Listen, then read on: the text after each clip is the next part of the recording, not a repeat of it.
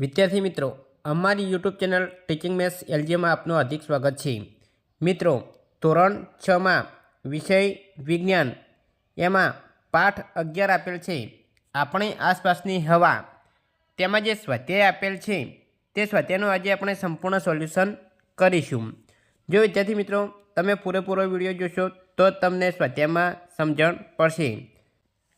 મિત્રો, જો તમે ચેનલમાં નવા હો અને ચેનલને સબસ્ક્રાઈબ કરવાની બાકી હોય તો ચેનલને સબસ્ક્રાઈબ કરવા વિનંતી, જેથી તમને જે નવી અપડેટ આવે છે તે અપડેટ મળતી રહે।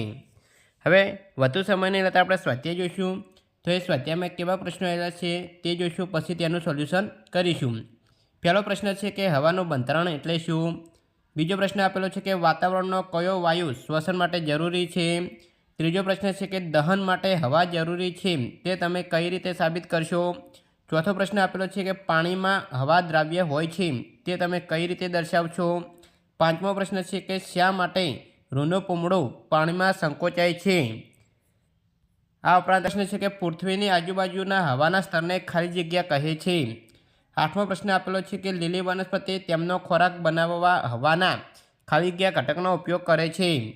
આઠમો પ્રશ્ન આપેલો છે કે હવાની હાજરીને લીધે શક્ય હોય તેવી 5 પ્રવૃત્તિઓની યાદી કરો। નવમો પ્રશ્ન છે કે વનસ્પતિઓ અને પ્રાણીઓ કઈ રીતે વાતાવરણમાં વાયુઓની આપ-લે માટે એકબીજાને મદદ કરે છે? આ રીતે વિદ્યાર્થી મિત્રો સ્વાધ્યાયમાં 9 પ્રશ્નો આપેલા છે, તેનું આપણે સોલ્યુશન જોઈશું। વિદ્યાર્થી મિત્રો, તમારે પૂરેપૂરો વિડીયો જોવો પડશે તો તમને ખ્યાલ આવશે। હવે પ્રશ્ન 1 આપેલો હતો કે હવાનું બંધારણ એટલે શું? તો તેનો જવાબ આપણે જોઈશું તો હવા મિશ્રણ છે। હવાના બંધારણમાં નાઇટ્રોજન વાયુ 78%, ઓક્સિજન વાયુ 21% અને બાકીના 1% કાર્બન ડાયોક્સાઇડ વાયુ, પાણીની વરાળ, ધૂળના રજકણો, આર્ગોન તથા અન્ય વાયુઓ છે। પ્રશ્ન 2 જોઈશું, વાતાવરણનો કયો વાયુ શ્વસન માટે જરૂરી છે? તો જવાબ આવશે વાતાવરણમાં રહેલો ઓક્સિજન વાયુ શ્વસન માટે જરૂરી છે। વિદ્યાર્થી મિત્રો, આ રીતે અહીં સ્વાધ્યાયનું સોલ્યુશન કરેલ છે। હવે ત્રીજો પ્રશ્ન આપેલો છે કે દહન માટે હવા જરૂરી છે તે કઈ રીતે સાબિત કરશો? તો એનો પ્રયોગ આપેલો છે, તો આપણે પ્રયોગ જોઈશું। તો જવાબમાં સૌપ્રથમ પહેલાં હેતુ લખવાનો હોય છે। હેતુ તો અહીં દહન માટે હવા જરૂરી છે તે સાબિત કરવું।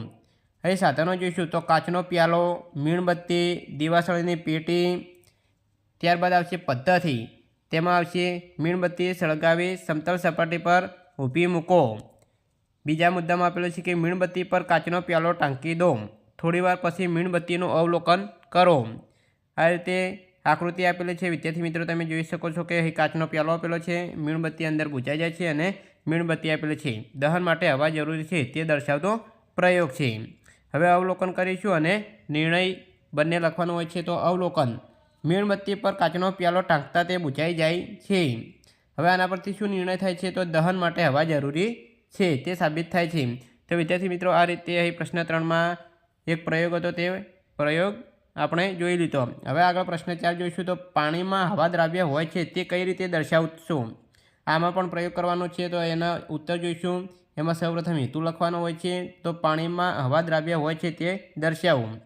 સાધનો કયા જોઈશે? તો બીકર, ત્રિપોઈ, તારની જાળી, બર્નર, પદાર્થ તો પાણી જોઈશે।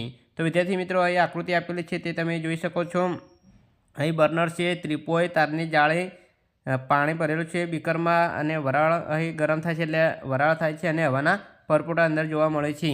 આ રીતે આકૃતિ આપેલી છે। હવે અવલોકન જોઈશું, તો અવલોકનમાં આપેલું છે કે બીકરના તળિયે હવાના નાના પરપોટા જોવા મળે છે અને આના પરથી નિર્ણય એવું થાય છે કે પાણીમાં હવા દ્રાવ્ય હોય છે। આ રીતે અહીં ચોથો પ્રશ્ન હતો। પાંચમો પ્રશ્ન જોઈશું, તો પાંચમા પ્રશ્નમાં આપેલો છે કે શા માટે કોટન ઊલનો ટુકડો એટલે કે રૂ પાણીમાં સંકોચાય છે? તેનો જવાબ જોઈશું, તો કોટન ઊલના ટુકડાના રેસાઓ વચ્ચે જગ્યા હોય છે જેમાં હવા ભરાયેલી હોય છે। જ્યારે રૂને પાણીમાં નાખીએ છીએ ત્યારે રૂમાં રહેલી હવા બહાર નીકળી જાય છે અને હવાના સ્થાને પાણી ભરાઈ જાય છે। આથી રૂમાં રહેલી જગ્યા પૂરાઈ જાય છે। રૂમાં પાણી ભરાવાથી તે પાણીમાં સંકોચાય છે। છઠ્ઠો પ્રશ્ન આપેલો છે, એમાં ખાલી જગ્યા આપેલી છે। તો છઠ્ઠા પ્રશ્નમાં જોઈશું કે પૃથ્વીની આજુબાજુના હવાના સ્તરને ખાલી જગ્યા કહે છે? તો જવાબ આવશે વાતાવરણ। પ્રશ્ન 7, લીલી વનસ્પતિ હવાના ખાલી જગ્યા ઘટકનો ઉપયોગ તેમનો ખોરાક બનાવવા માટે કરે છે? તો તો ખાલી જગ્યામાં આવશે કાર્બન ડાયોક્સાઇડ। વિદ્યાર્થી મિત્રો આ રીતે ખાલી જગ્યા પૂછાય છે। હવે 8મો પ્રશ્ન જોઈશું। 8મા પ્રશ્નમાં આપેલું છે કે હવાની હાજરીને લીધે શક્ય હોય તેવી 5 પ્રવૃત્તિઓની યાદી કરો। અહીં જવાબ જોઈશું તો હવાની હાજરીને લીધે શક્ય હોય તેવી 5 પ્રવૃત્તિઓ નીચે મુજબ આપેલી છે। તેમાં 1 કાગળને ફરકડી બનાવવી તેને ફેરવવી, 2 વેધરકોક દિશા દર્શાવે છે, 3 પદાર્થોનું સળગવું, 4 માટીને પાણીમાં પલાળતા પરપોટા થવા, 5 પાણીને ગરમ કરતા હવાના પરપોટા નીકળવા। આ હવાની હાજરીને લીધે શક્ય હોય તેવી 5 પ્રવૃત્તિઓ છે। આગળ અહીં 9મો અને છેલ્લો પ્રશ્ન જોઈશું તો અહીં 9મો પ્રશ્ન આપેલો છે। પ્રશ્ન નંબર 9, વનસ્પતિઓ અને પ્રાણીઓ કઈ રીતે વાતાવરણમાં વાયુઓની આપ-લે માટે એકબીજાને મદદ કરે છે? તેનો જવાબ આપેલો છે કે લીલી વનસ્પતિ દિવસીય પ્રકાશ સંશ્લેષણની ક્રિયામાં વાતાવરણમાંના કાર્બન ડાયોક્સાઇડ વાયુનો ઉપયોગ કરે છે અને ઓક્સિજન વાયુ મુક્ત કરે છે। વનસ્પતિઓએ પ્રકાશ સંશ્લેષણમાં મુક્ત કરેલો ઓક્સિજન વાયુ પ્રાણીઓ શ્વસનમાં લે છે અને કાર્બન ડાયોક્સાઇડ વાયુ મુક્ત કરે છે। પ્રાણીઓએ શ્વસનમાં મુક્ત કરેલો કાર્બન ડાયોક્સાઇડ લીલી વનસ્પતિને પ્રકાશ સંશ્લેષણની ક્રિયામાં ઉપયોગી બને છે। આ રીતે વાતાવરણમાં ઓક્સિજન અને કાર્બન ડાયોક્સાઇડનું સંતુલન જાળવી રાખી વનસ્પતિ અને પ્રાણીઓ તેમની અગત્યની ક્રિયાઓમાં એકબીજાને મદદરૂપ બને છે। તો વિદ્યાર્થી મિત્રો અહીં ચેપ્ટર નંબર 11 આપણે આસપાસની હવા તેમાં જે સ્વાધ્યાય આપેલ છે તે સ્વાધ્યાયનું આપણે સંપૂર્ણ સોલ્યુશન જોઈ લીધું છે। મિત્રો આ ઉપરાંત બીજા જે ચેપ્ટર આપ્યા છે તેમના સ્વાધ્યાયના સોલ્યુશન પણ ચેનલમાં મૂકેલા છે, તે તમે જોઈ શકો છો। જો વિદ્યાર્થી મિત્રો વિડીયો સારો લાગ્યો હોય તો લાઇક કરો, શેર કરો અને સબસ્ક્રાઈબ કરો। Thank you.